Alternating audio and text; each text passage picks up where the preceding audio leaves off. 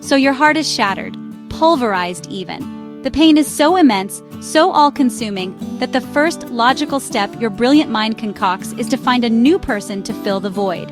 A quick fix, a human band-aid. You think, I'll show them, I'll be happy with someone else. It's a classic, almost predictable move. But let me ask you, my friend, is this new happiness truly safe? You rush into the arms of someone new, someone who is, perhaps, still legally tied to another. You become the third party, the other, the one whispered about in hushed, judgmental tones.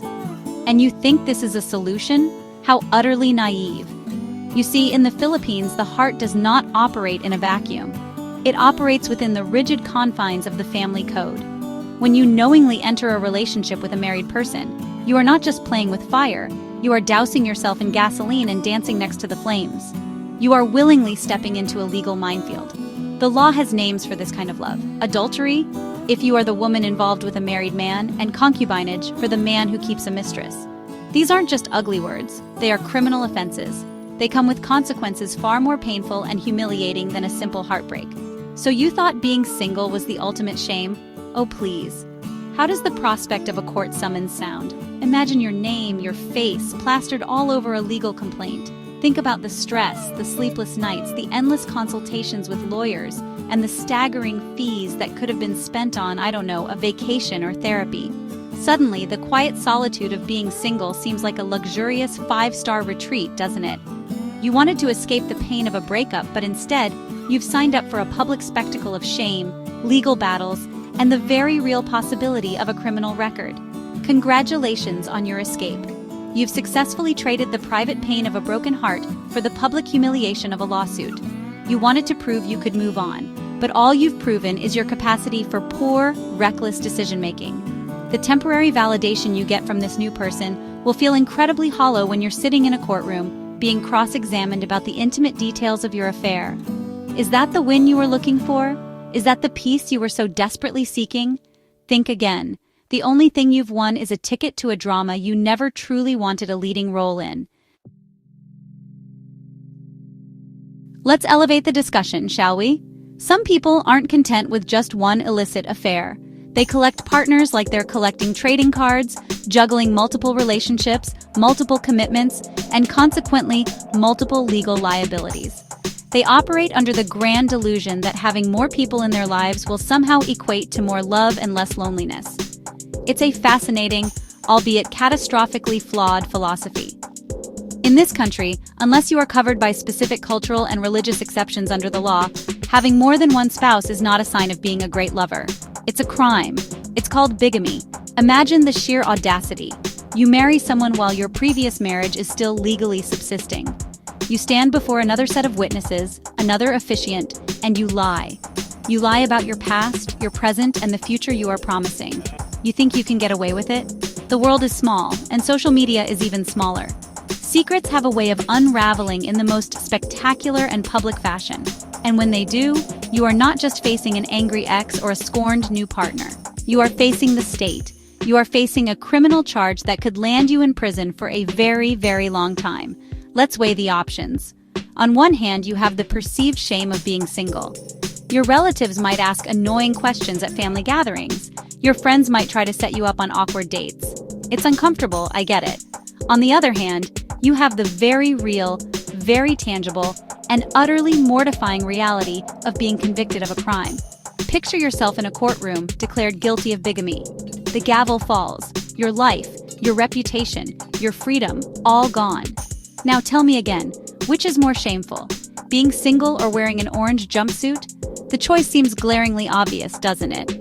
The pursuit of more love, when done illegally, does not lead to a bigger heart. It leads to a smaller world, one confined by prison walls. You wanted to avoid the emptiness of one failed relationship, so you created a chaotic web of illegal unions. This is not romance. This is a logistical and legal nightmare. It's a desperate, frantic attempt to outrun your own loneliness. But the faster you run, the tighter the net of the law closes in around you.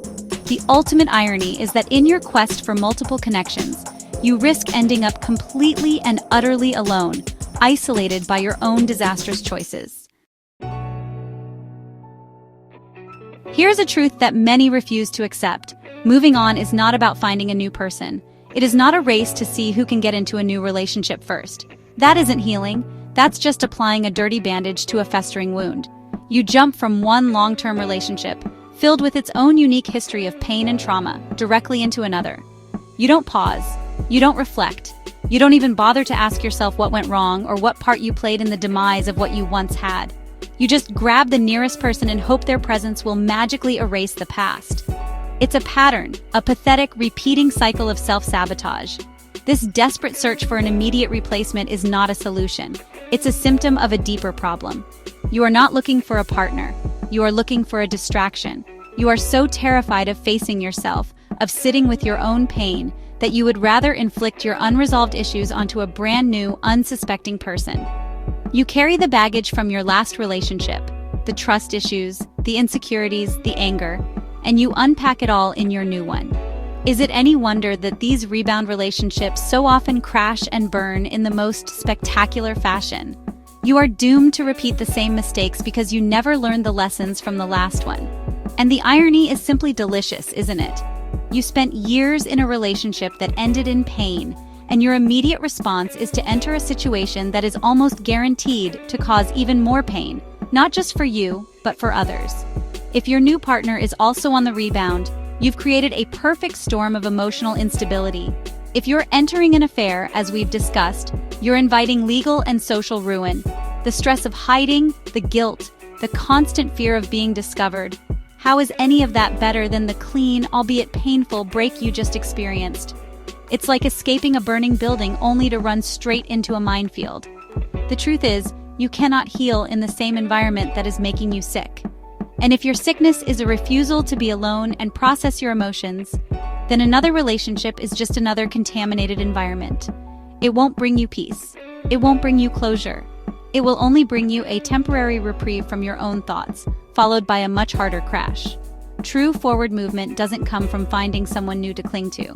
It comes from having the courage to stand on your own 2 feet, even if they're shaking, and finally face the person you've been running from all along. Yourself. So what is the real escape? If jumping into a new relationship is a trap and collecting partners is a crime, where do you find refuge from the pain and humiliation? The answer is as simple as it is terrifying for many. You stay single. You choose solitude. You decide consciously and deliberately not to outsource your healing to another human being. This is not a punishment, it is a power move. It is the most practical and legally sound decision you can make. By remaining single, you are not just avoiding lawsuits like adultery or concubinage, you are giving yourself the one thing you desperately need: time.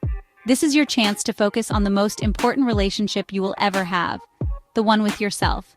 Instead of spending your energy, time, and money on a new, probably doomed romance or a potential court case, invest it in your own well-being. Go to therapy. Talk to a professional who can help you unpack your trauma and understand your patterns. Rediscover your hobbies. Reconnect with friends who knew you before your last relationship. Learn to enjoy your own company. The goal is not to become so self-sufficient that you never need anyone again, but to become so whole that you no longer need to use someone else as a crutch. The ultimate safe space is not found in a relationship status, whether in a relationship or it's complicated. It is found within you. It begins with the radical act of self-love and the responsible decision to face your own demons instead of asking someone else to fight them for you. It's about accepting your past, taking accountability for your part in it, and making a conscious choice to build a better future, one that isn't dependent on another person's validation. This is how you reclaim your power. This is how you break the cycle of pain and humiliation for good. True freedom isn't about proving to your ex or to the world that you can find someone else. It has nothing to do with them. It is about proving to yourself that you are enough on your own. It is the quiet confidence that comes from knowing you can survive heartbreak, that you can heal from trauma, and that you can build a life of peace and purpose without needing to be completed by another person. That, my friends, is the most profound and lasting escape of all. It is the kind of safety that no lawsuit can threaten and no breakup can ever take away. Now that is a bottom line.